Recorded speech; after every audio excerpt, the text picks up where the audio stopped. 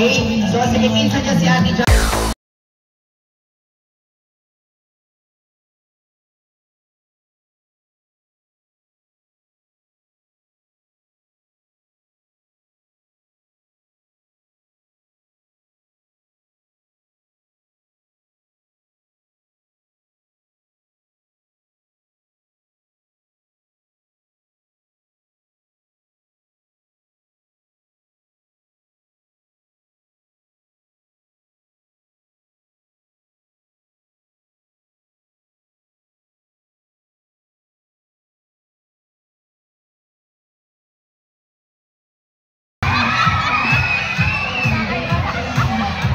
Wait, may nakita ko.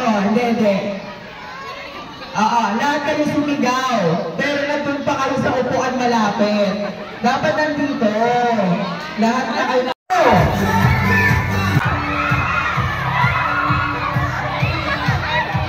Sabi ng pantalon, sabi niya, parang ang luwag ng pantalon ko. Yan.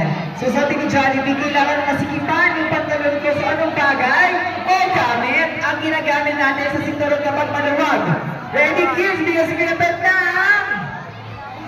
Wala pa. Ng sinturon! Gamit na! Hindi ka marinig. Gamit ng ano? Okay, gamit ng sinturon. Ayan na.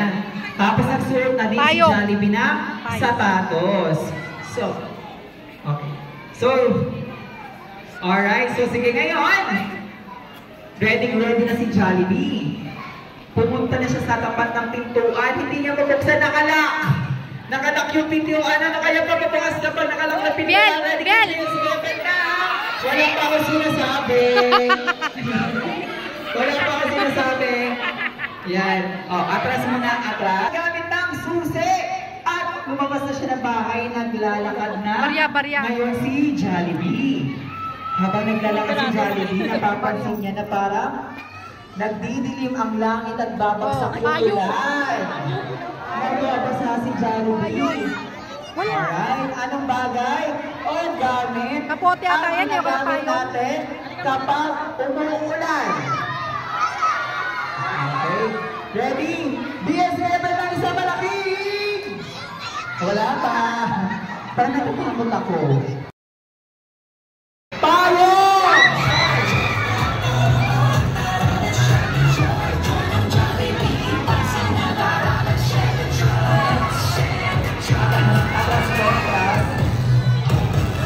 Ayan, so ito baby ko nilalagyan ko talaga ng konting twist, okay? Para medyo makuluhan tayo. Asa si nagbigay ng tayo, oo. Okay. Halika dito. Halika Fred. Oh, saan ka pupunta dito? Spider-Man, okay? How old are you, Julian Camille? How old are you, baby? Elizabeth, okay, Elizabeth, how old are you? Palapakan naman natin. Alright, sige dahil dyan, ito na yung surprise from Jollibee. Thank you! Pwede na tayo muna sa...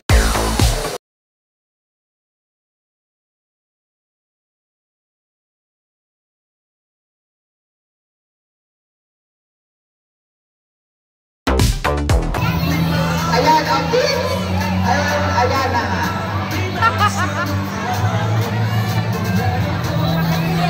Ayan, parents, mali pala tayo kasi kawawa yung mga bata na nandito.